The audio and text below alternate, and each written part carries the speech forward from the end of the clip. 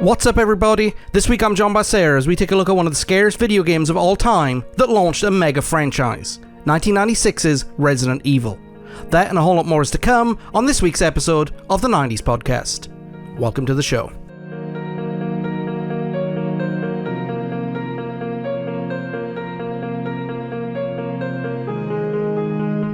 Hey, what's up, everybody, and welcome back to the 90s Podcast right here in the Because of Me Network. Hope you're doing well today.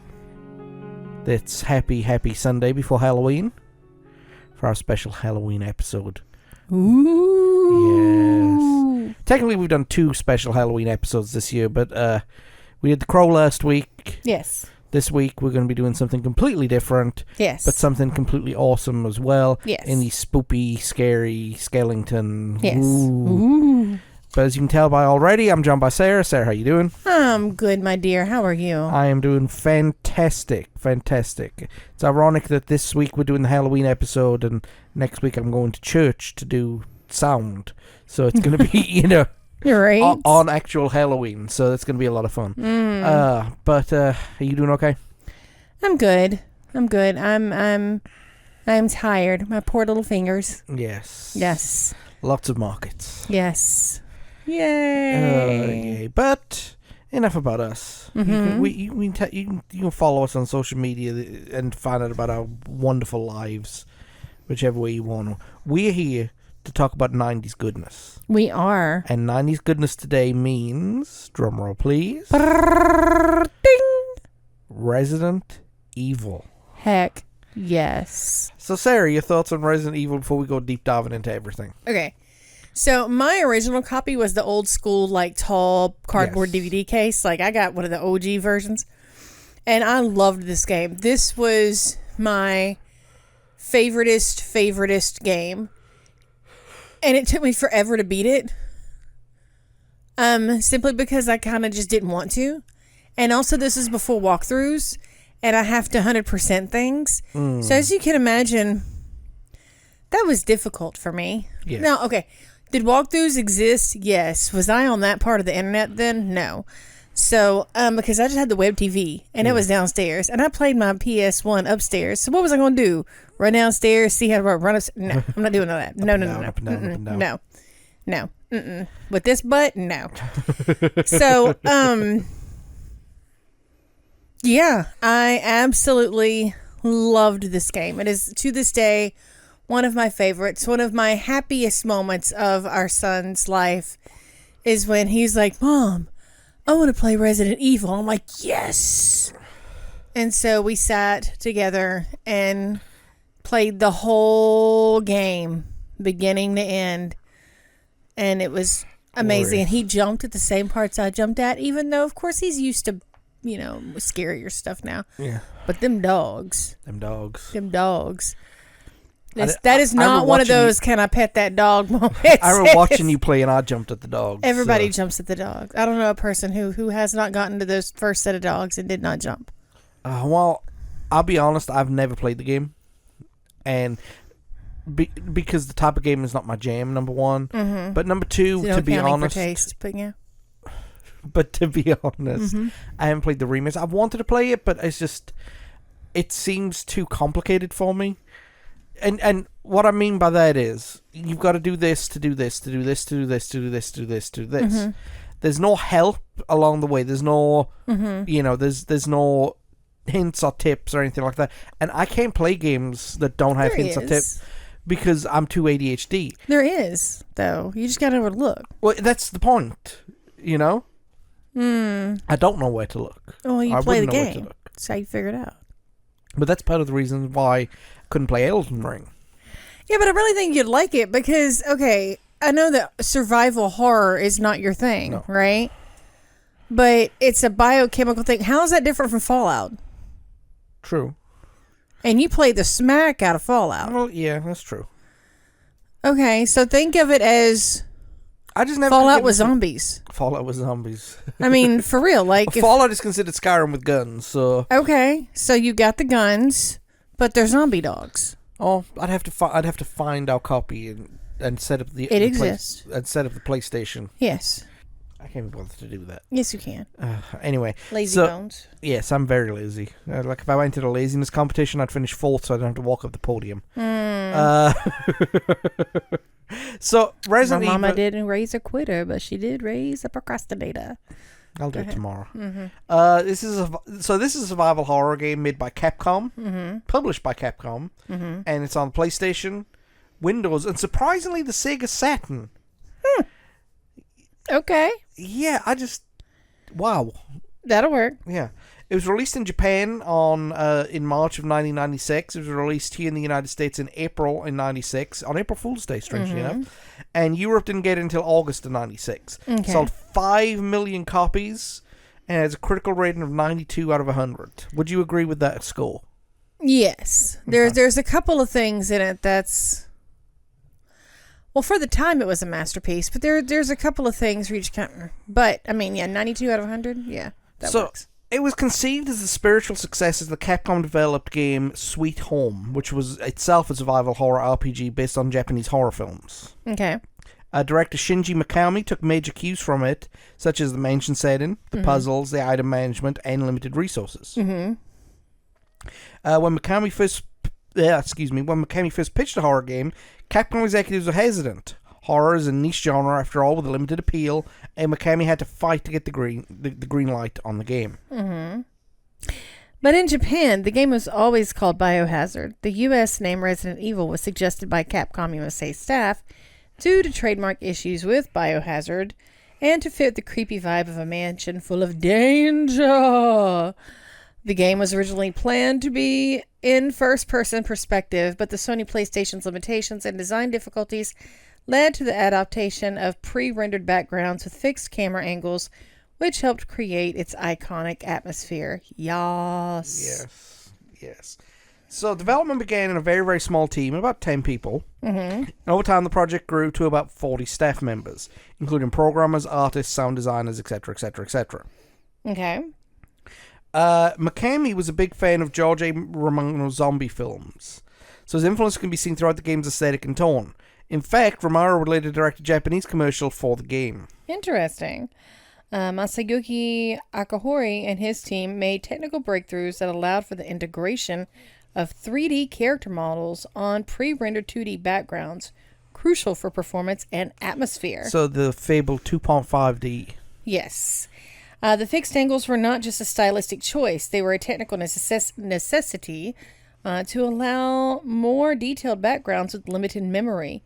This choice ended up enhancing the horror experience. Yes, it did. Yeah, and look, we got to say, right, nowadays, you download a game that's 200 gigabytes and, whatever, you store it on your hard drive, and then your hard drive does the work for it. These games were being played off a CD, and the CD was spinning as you were playing the game. Yes. So, the limitations that the PlayStation went through, how some of the games got through, is a miracle. Yeah. Just how good some of the original PlayStation games are. And you can even say the same for the PS2 games, too, when PS2 became popular. But, there were some problems. Like the infamous English voice acting. It was done by uncredited Western actors in Japan, and the localization was handled quickly and cheaply, because Capcom underestimated the international appeal that this game would have. Right. So a Jill sandwich. Yes. So the PlayStation had no hardware support for transparency, which made things like fog or glows difficult. So they used checkerboard and dithering effects to simulate transparency. It worked, too. Many ideas were cut, including additional enemies like spiders that could drag players into air vents and a more elaborate storyline.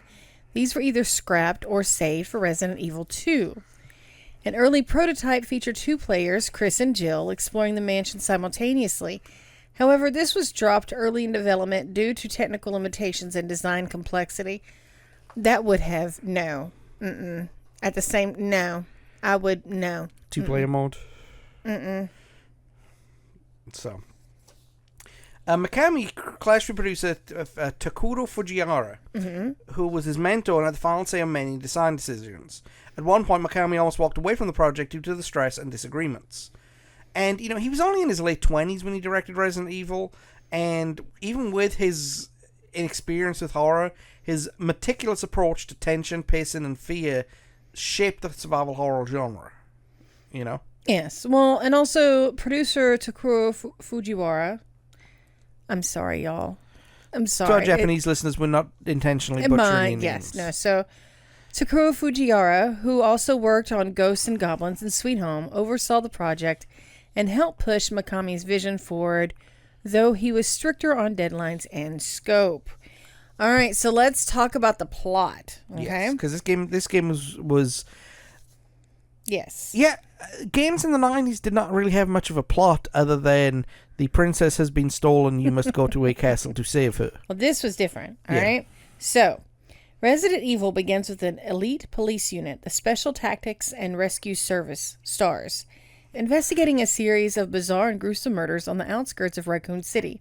The trail leads them to the remote Spencer Mansion, deep in the Arklay Mountains.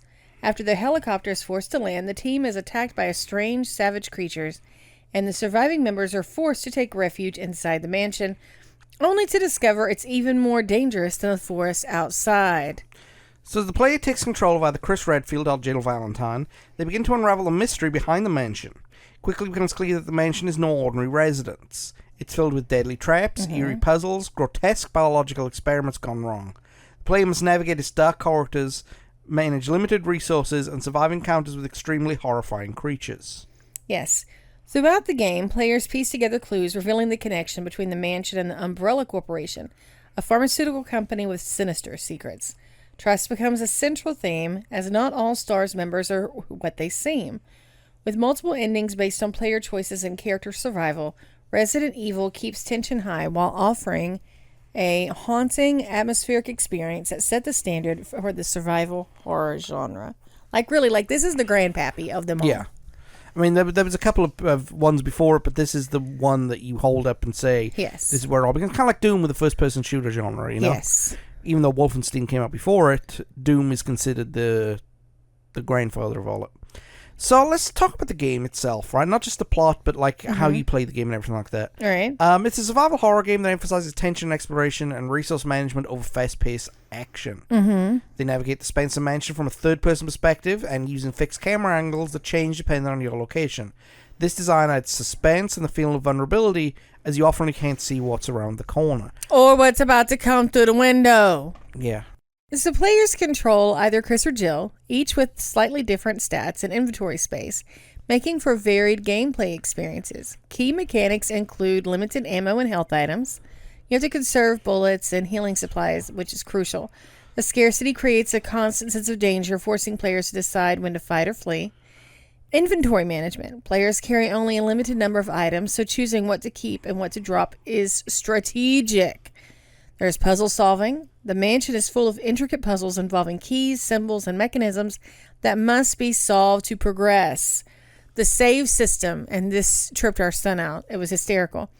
Players save progress using typewriters and ink ribbons scattered throughout the mansion, making each save a valuable resource.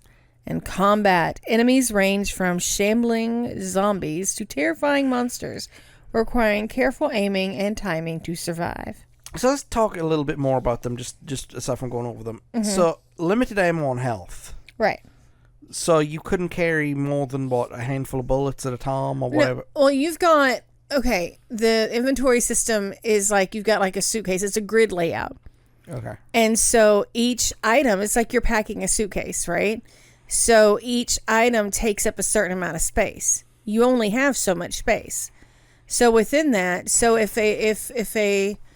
if you have a inventory space that is like a 4x8 grid, all right, right, and you've got little squares, yeah, and your gun is five across and 2 down. Oh, yeah, you have. So it's not just a slot for your gun, right? You have to pack. You have to. Oh, So it's not weight based; it's space based. Okay. Because I know some games have weight capacity limits. Right. Some games have slot capacity, which means, for those who don't know what a slot capacity is, because weight capacity is is simple. Slot capacity is you have 80 slots, right?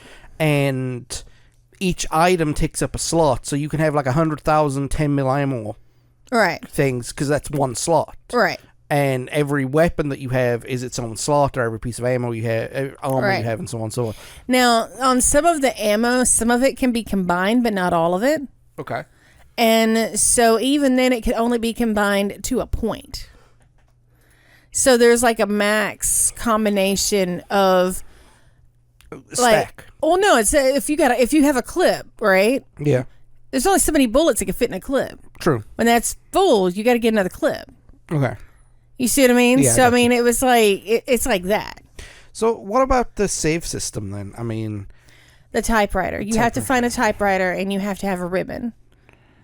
And there are only a finite amount of these ribbons in the game? If you have a ribbon, they can be reused, but there's only certain ones.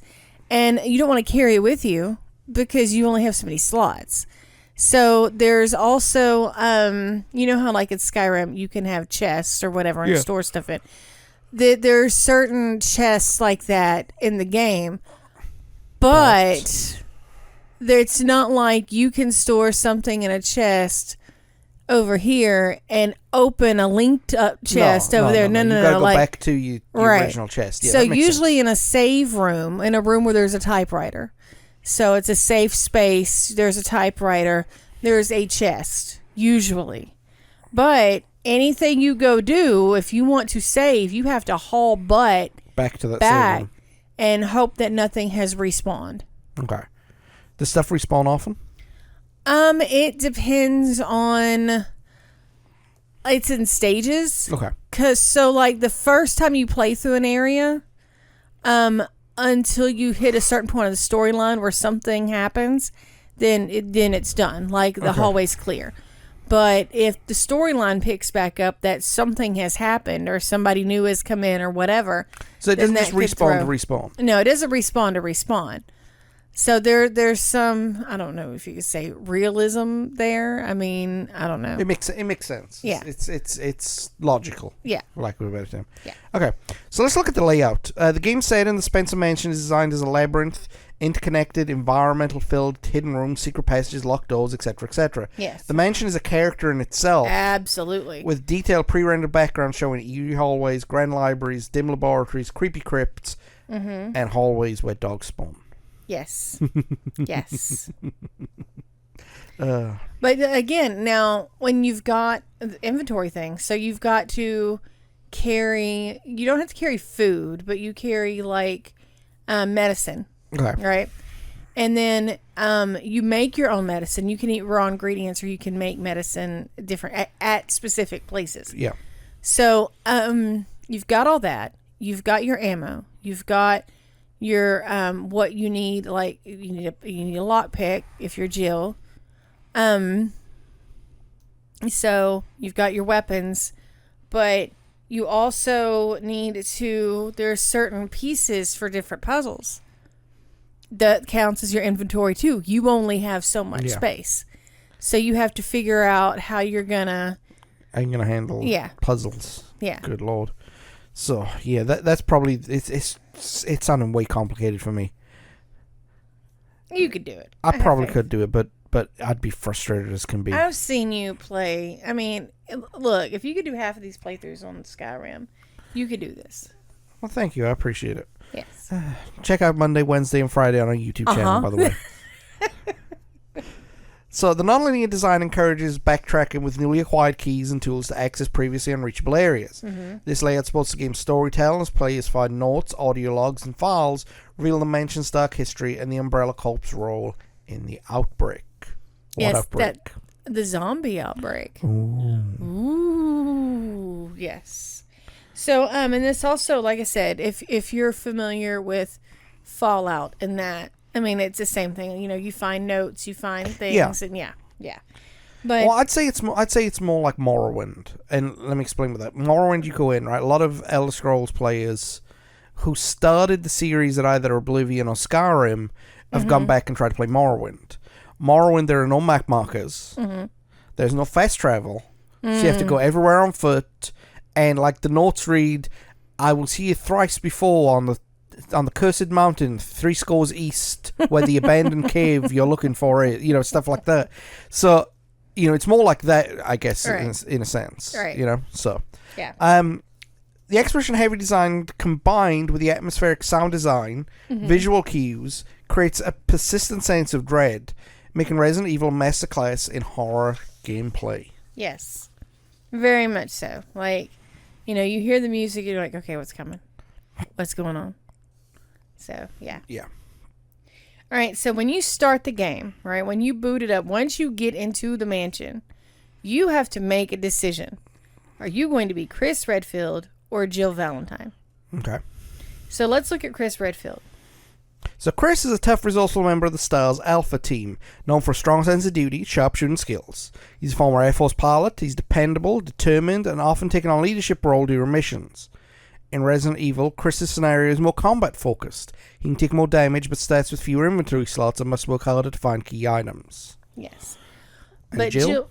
but Jill Valentine is a skilled field operative and former Delta Force member, renowned for her intelligence, agility, and lock-picking abilities. Often described as the more technical and balanced choice for players, Jill's scenario provides a slightly easier experience with more inventory space and access to helpful items earlier in the game.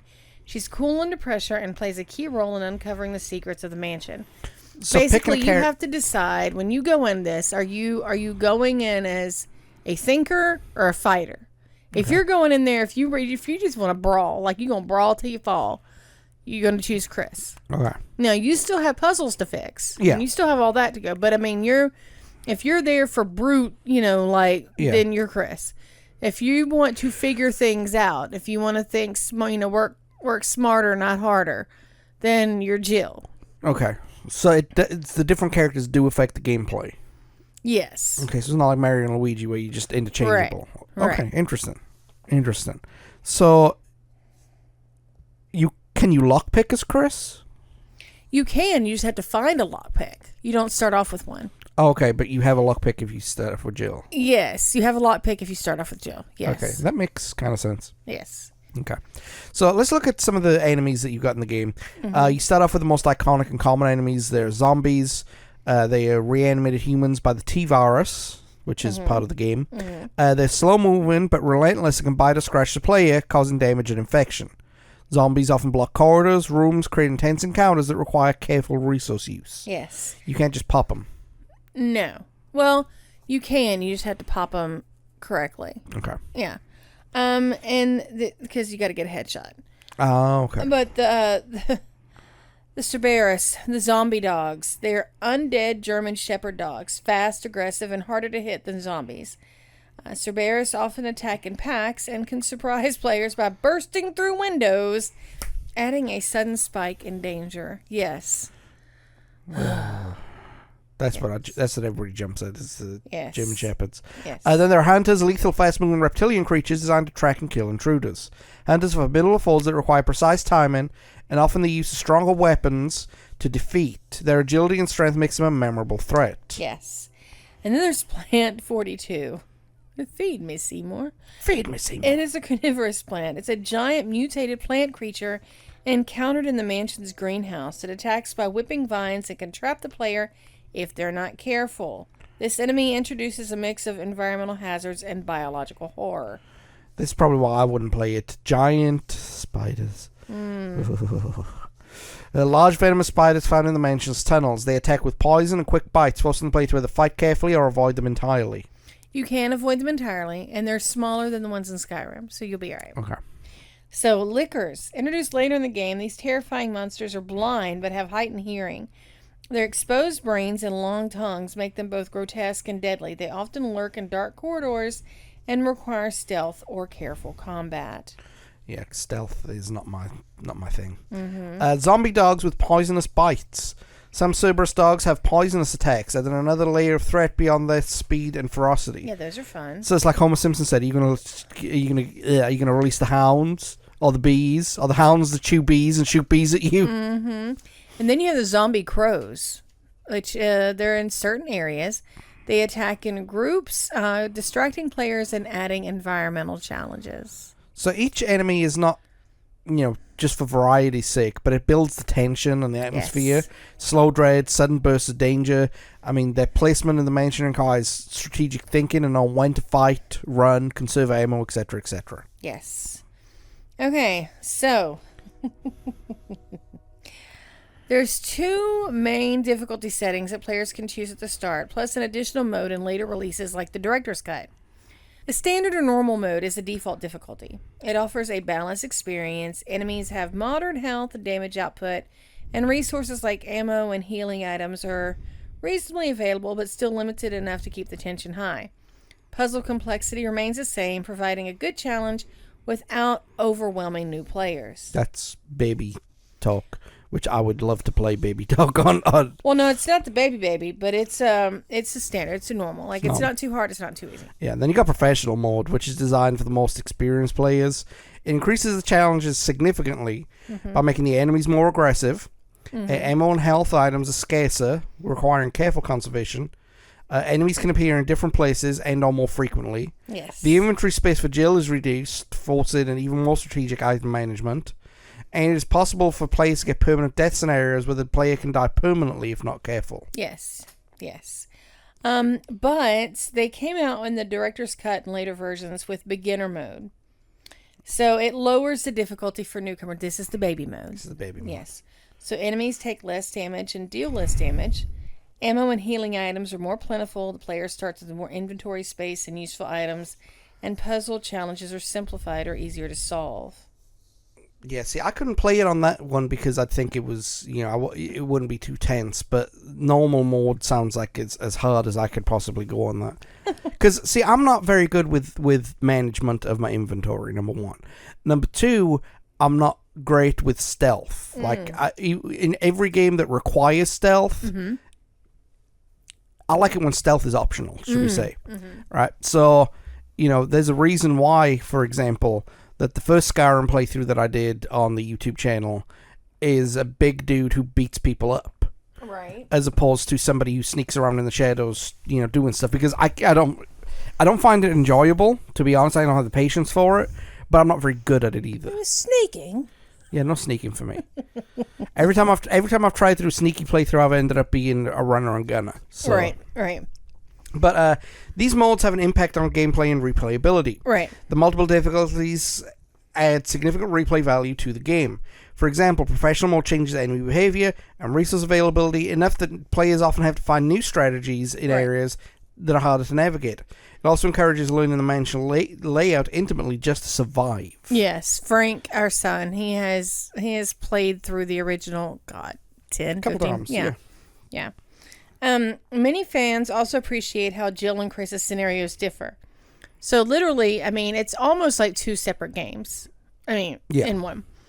With Jill's story being slightly easier due to her larger inventory and access to helpful tools, while Chris's scenario feels more like combat heavy and punishing. But there's different things that happen at different times, depending on who you're, like different characters show up, different things happen in different orders. So it's, you can't play one and go to the end and be like, okay, well, I've tried it Jill's way, let me try it Chris's way, and then you're going to get in there and you're going to get confused. Like, if you're thinking it's just going to be bar for bar, it's not. The music for Resident Evil was composed primarily by Makoto Tomozawa, with additional tracks by Masimi Ueda and Shion Nishigaki. The soundtrack masterfully combines eerie element, ambient sounds, tense orchestral pieces, and sudden music cues to heighten suspense and horror. So like stingers and ding, Yeah. So it's got really good atmospheric tension. Rather than using constant background music, the game employs dynamic soundscapes like long stretches of near silence broken by subtle noise like creaking doors, distant moans, or dripping water. This minimalist approach keeps players on edge, emphasizing the isolation and danger lurking in the mansion, and it works. It really, really works.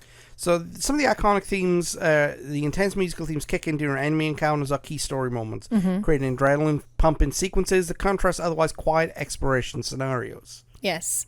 And it's got the same influence of like horror films, because the soundtrack draws inspiration from classic horror film scores using dissonant strings and unsettling motifs to evoke unease and dread. So the director's cut was released. Capcom replaced the original soundtrack and ordered a new orchestral score, composed by Marumu Scaramucci, who was later revealed to have used a Ghost composer. Ooh. The newer score was not as well received as the original subtle, mood-driven design, and is often considered inferior. Did you play the director's cut version? I have played it. My copy was the OG, but I have played the director's cut, yes. So, Capcom released the Resident Evil director's cut in 97, so a year later, to tide fans over while Resident Evil 2 was delayed due to a major reworking of that game's development. So, the director's cut added original mode, the same as the 96 version, beginner mode, which is more ammo and weaker enemies, and arranged mode. New enemy placements, camera angles, costumes, and item locations, making the game feel fresh. So randomized it, basically. Right. Okay. So a later re-release of the director's cut included support for the new DualShock controller using analog sticks and vibration, but kept the same controversial music. Because you got to remember, right, kids, is that up until the Nintendo 64, all thumb-based... Because there was two kinds of things. There was the joystick with the stick that you would use and move around, and the buttons you press with your other hand, right? So you'd stick with your left hand, buttons with your right hand. Right. Control pads came along, and basically it was all thumb work. And until 1997, 1998, all thumb work was done in D-pads and buttons, you know? Right. So PlayStation and Nintendo 64 were the first consoles, really, to try out, not vibrations, but analog sticks. Okay. There's much truth in that, yes. And it was like playing the whole new game when your hand shook. It was like, what in the hell was that? These dates don't match the release thing, so let's just skip the What do you mean the release thing? So, okay, on page 7. Yeah. Resident Evil was released by Capcom. So these dates don't match what you've got up here. So 3/22 matches, but March 30th instead of April 1st. And you've got August 1st instead of August 16th. So we're just gonna say let's talk more about the release and then go straight to we know when it was released on Capcom. I mean, it was released on PlayStation, but it was later ported to Sega Saturn in 97. Okay. Or the Windows and Saturn. Yeah. So as we already mentioned, it was released in Japan in 96, along with North America and Europe. Japan and North America release was very, very close to each other, while Europe didn't get it for another 4 or 5 months. It was later ported to the Sega Saturn and the Windows PC, and eventually received the director's cut re-release in 1997 to promote Resident Evil 2. And it was marketed, and you know what? I still think it is the most terrifying game ever made. And Capcom backed that claim with chilling advertisements, magazine previews, and even a live-action commercial directed by zombie legend George A. Romero. North American and European versions were censored slightly to reduce gore, but the core gameplay remained intact. Yes. Yeah, that's the thing I love about certain things, when it comes to the Eastern and Western versions of games. Right. What is acceptable in Europe is not acceptable in Japan, and what's acceptable in Japan is not acceptable in Europe. So upon release, Resident Evil was met with critical acclaim and some humorous criticism aimed at its dialogue and acting. Right. GamePro praised the game's graphics and eerie setting and revolutionary gameplay mechanics, calling it the most gripping horror experience on the PlayStation. EGM gave it an average score of 9 out of 10, citing the innovative camera angles, puzzle solving, and suspenseful pacing. Yeah. IGN gave the game a 9.0, praising its unique blend of action, exploration, and horror, though noting the clunky tank controls as a learning curve. Yeah. Especially if someone used to how things are now goes back and play it is going to take a second for you, because it can be a bit clunky, but you have to realize they had to give up something somewhere. Yeah. And for what it was at the time, for as much as they packed in there at the time, the clunk is fine. For a 30-year-old game, it holds up. Oh yeah. Next Generation magazine called it a landmark title and said it did for horror games what Alone in the Dark started but never fully realized. But, that said, Resident Evil was also mocked for its voice acting, which famously had dialogue like you were almost a Jill sandwich. Yes. And then rather than hurting the game, the unintentional camp also kind of added to it. Yeah. So there's a movie that I watched, and I can't remember the name of it right now. Okay. It stars Kevin McKidd. Yeah. And who was Tommy in Trainspotting, or he was the main character in Rome, right. Main Centurion, right? And it's a werewolf movie, basically. Okay. It's I don't want to go off on a tangent, but hear me out.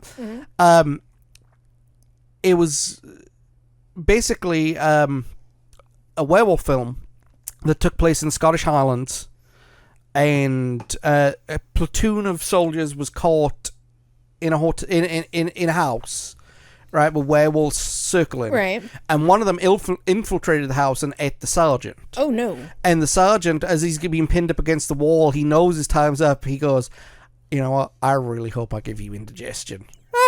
So that kind of campiness always adds to a horror movie, because it relieves the tension enough so that people are not absolutely terrified. Right, yeah. It wasn't quite Army of Darkness camp, but no. yeah. Oh, God, yeah. no. Yeah. I don't think anything is Army of Darkness camp, though. Not on this kind of scale. This Resident Evil wouldn't have survived if it was Army of Darkness camp. No. Evil Dead camp, maybe. Army of Darkness camp, no. No. And for those watching, those are two different movies, by the way. Yes. So I don't have a rating for this because like I said, I've never played it. I've only watched partial walkthroughs between Sarah and the boy. So I'm sitting out this rating. And Sarah, I've got to ask you, what is your rating? 900 out of 10. 900 out of 10. Well, yes. Why? Well, again, you have to think. Like you have to think and you have to strategize. You cannot go into this assuming that you're just going to be able to to get through it, because you're not. You have to plan. You have to remember things. So it's and it scares the hell out of you in certain places. So So it's a proper date night video game, right? Alone in the Dark might have laid the groundwork, but Resident Evil defined and populated the survival horror genre. Its mix of limited resources, puzzle solving, and psychological tension became the blueprint for dozens of horror titles that followed, and I mean dozens.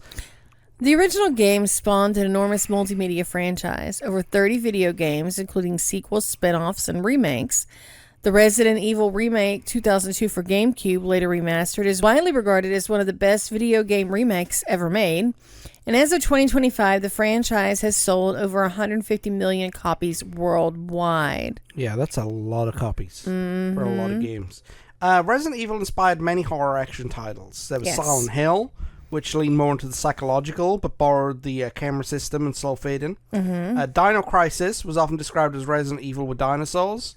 And then you had titles like Dead Space, Evil Within, and Outlast, all owe a debt to Resident Evil's foundation and environmental tension survival mechanics. Yes. So Resident Evil helped normalize mature content in video games, proving there was a market for adult-oriented storytelling and horror. It also influenced the cinematic approach to camera work and cutscenes. Yeah. The success of the game led to the launch of the Resident Evil film series in 2002, directed by Paul W.S. Anderson and starring Mila Jovovich. Though often straying from the source material, the films became a commercial success, spanning 6 main entries and a reboot in 2021. The brand was expanded into CG animated films on Netflix and a live-action series, and other animated shorts. While quality and fan reception may vary, the sheer volume speaks to the brand's lasting power. Resident Evil introduced endearing characters like Jill Valentine, Chris Redfield, Albert Wesker, and Rebecca Chambers. Locations like the Spencer Mansion and the enemies like zombie dogs are still referenced and remixed in modern games.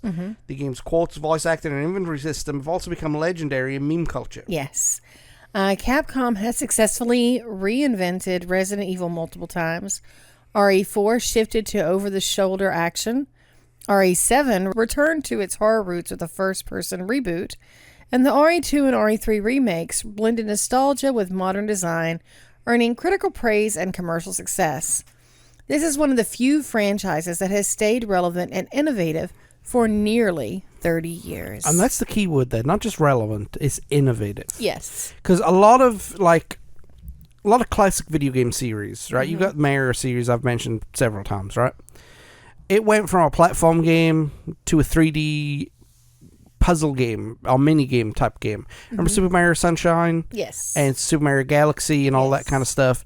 And then it would go back to Super Mario type game, where it's all platform and stuff like that. Right. But it had to change to stay relevant. And I think as video games take longer and longer to develop and get bigger and bigger and bigger, it's harder to stay innovative and it's harder to stay relevant. Right. Yeah, definitely so. Definitely so. But there are, this is one of those titles that sticks around and manages to find a way to do just that. And I'm so glad that you brought me on here to talk about this today. Yes. Because I love this game. I think it's time for a new playthrough. I think after market season is done, it'll be time. Yes. I will personally set you up. Yes. So, Sarah, thank you for coming on. Thank you for having me. Was that spooky enough for you? Ooh. I got a few more spooky things to say in a few minutes. So we'll be right back. Sarah, thank you, and we'll see you next week. Bye. Or maybe not next week, but we'll see you soon. Bye. Oh, toodles.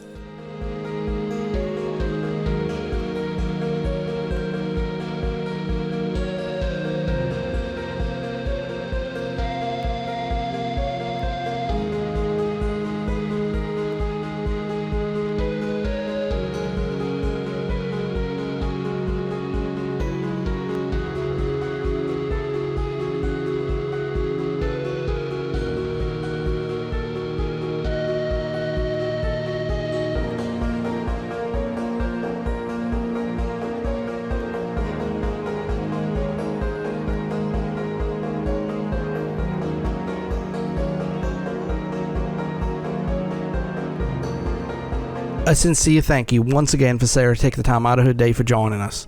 She has been very busy the last couple of weeks, so it's always nice to have her on, and I appreciate her taking her time and spending it with us. I'm sure you want to give your love, give us a shout out on social media and say that she did a great job, because yes, she does a fantastic job. And you'll have an opportunity next week to tell her that she does a fantastic job, because she's going to be back next week as we go back away from our Halloween scary stuff, as we talk about 1995 Alanis Morissette album Jagged Little Pill.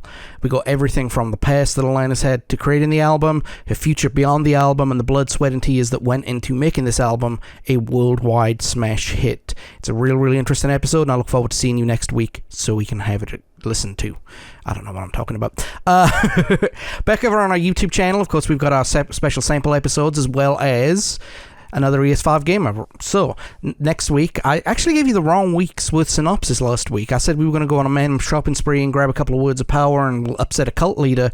Well, we did that this week. So, if you liked last week's episodes, you're going to love this week's episodes. But yes, it's about Tom, the John Braveguard, started upping the ante a little bit and getting a little stronger and showing the world just what he can start doing. So, if you are somebody who goes on our website, www.becausemaybepodcast.com, you'll find that it hasn't been updated in a while. We are currently under construction, just doing a lot of things on the back end, trying to get it updated. That's taking me longer than it is expected, as I explained last week and the week before. I am getting there. It's just trying to get everything working is being a pain in the rear, but I will have some update for you in the next couple of weeks, probably around the Thanksgiving time. I'll spend a day in December, Thanksgiving weekend, just, putting the website together and getting everything fixed and making sure everything works the way it's supposed to. That's what I need to do. But for the next couple of weeks, it's still going to have an archive of everything that we've ever done up to a certain point, but I'm going to update the archive very, very soon and update some pages and so on and so forth and get everything rolling the way it's supposed to be, okay? It's just a pain to do. Yes, again, the joys of being a one-man studio. And if you like what you see, or like what you hear, check us out. We are on YouTube, Spotify, Apple Podcasts, Podbean, wherever you get good podcasts. We're on Facebook and Instagram. I do daily in threads as well. As I mentioned, the website's not up to date, but it will be soon. And that is really it for this week. I don't have anything for you. I know Halloween is coming up this coming Friday, so it's going to be a lot of fun. I'm going to be working that night, so I get to produce some live music for a bunch of people. It's always a fun gig. And yeah, I hope you have a wonderful, wonderful week. A very, very spooky and happy Halloween. And you enjoy whatever life throws at you. I don't know, I'm rambling. But I'll be back here next week with Sarah as we talk about Jagged Little Pill. And we'll be back to normal, away from our spooky, scary, skeleton-y stuff, okay? And with that in mind, take it easy, everybody. Bye.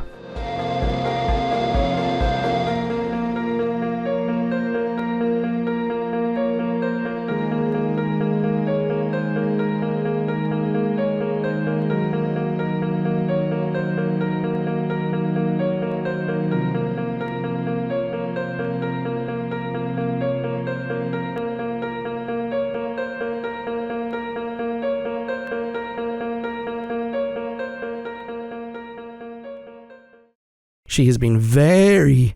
Ooh.